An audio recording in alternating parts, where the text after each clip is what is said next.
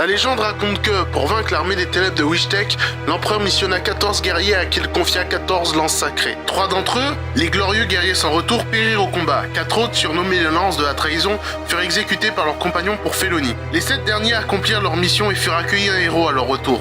Ils devinrent les 7 héros. Et ça, c'est une putain de légende pour commencer une histoire.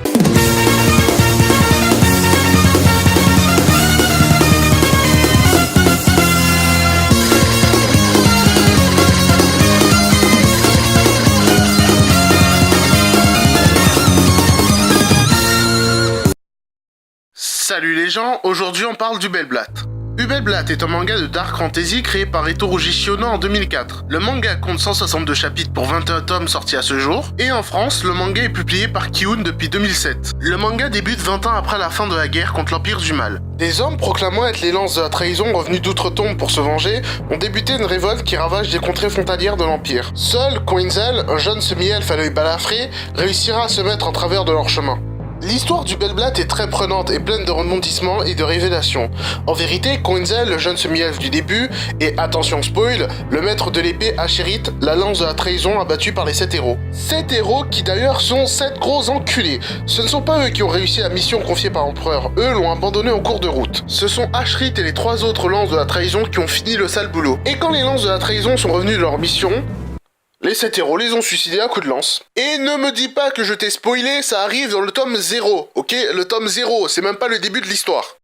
Quinzel, donc Acherit, a survécu à la trahison de ses anciens camarades en dévorant le corps d'un elfe qui passait par là. Il est revenu à la vie dans un corps de semi-elfe 16 ans plus tard, et avec la ferme intention d'exécuter ses anciens amis, qui sont entre-temps devenus les 7 héros qui ont sauvé l'Empire. Quinzel, pour se venger, sera forcé d'abattre de sang-froid ses anciens camarades, ainsi que des soldats de l'Empire qu'il a juré de défendre. Et cela tout en sachant clairement qu'en assassinant les héros de l'Empire, il plongera ce dernier dans le chaos le plus absolu. Le personnage de Quinzel est d'ailleurs un des meilleurs points positifs de ce manga. Il est puissant, charismatique et mystérieux. C'est un héros qui revient dans le monde qu'il a sauvé 20 ans plus tard pour voir que son nom et son honneur sont traînés dans la boue. On lui a tout retiré et par-dessus tout, ces criminels responsables de ça sont vénérés par le peuple comme s'ils étaient des dieux. Et le peuple serait limite prêt à servir de bouclier humain pour eux si c'était nécessaire. Quinzel est juste, droit, il n'aime pas spécialement tuer et sait que sa vengeance causera énormément de tort à l'Empire. Mais il est tout de même déterminé à se venger. Il ne cherche pas à faire les gens le comprendre ou à s'apitoyer sur son sort. Il ne cherche pas à faire tomber le discrédit sur les 7 héros ou lui-même à passer pour un héros. Non, lui, il est le criminel tueur de héros, l'ennemi de tout l'Empire et cela lui va très bien. Parce que ce qu'il fait est juste,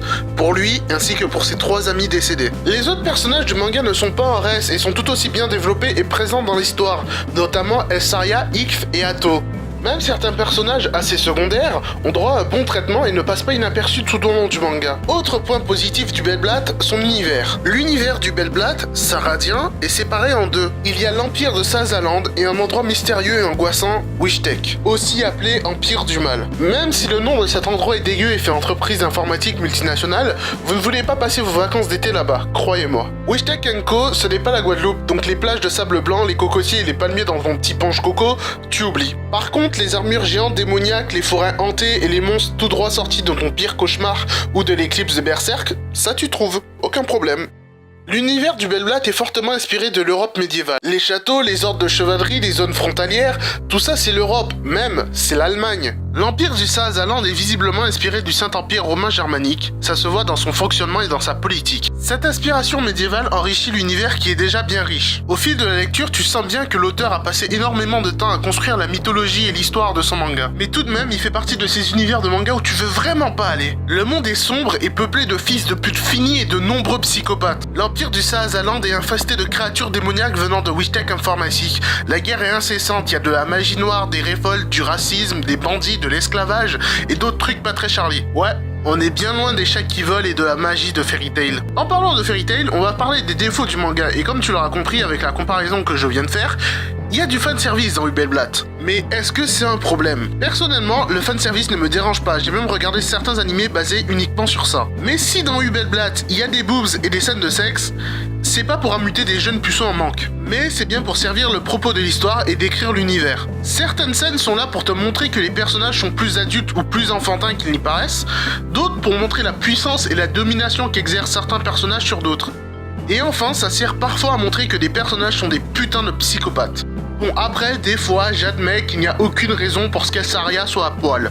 Mais j'ai envie de dire, c'est pas un crime, et ça décrédibilise pas l'histoire. Ensuite, Hubelblatt c'est gore, genre très gore. Du style où dans les premières pages, il y a un cheval qui, excité par l'odeur du sang, va violer et tuer une jeune fille qui n'avait rien demandé à personne. Ouais, c'est dégueulasse, hein. Ça te rappelle une scène de Berserk aussi, ouais, je sais. En soi, le gore du manga va très bien avec l'univers décrit, on peut donc pas compter ça comme un défaut. Mais c'est vrai que si les deux derniers mangas que t'as lus sont One Punch Man et Fairy Tail, bah ça va te faire un choc. Enfin, le gros problème de son manga et son seul vrai défaut, les noms. Quinzel, El-Saria, Laham Kreb, Swansel Wolf, Ningelfield. Et ça, c'est que des prénoms, je te parle pas des territoires. Saarland, Wistek, Molland, Saradien. T'as compris où je veux en venir. Impossible de les prononcer à part si t'as fait 3 ans d'allemand LV1 au lycée avec option LV1 antisémitisme.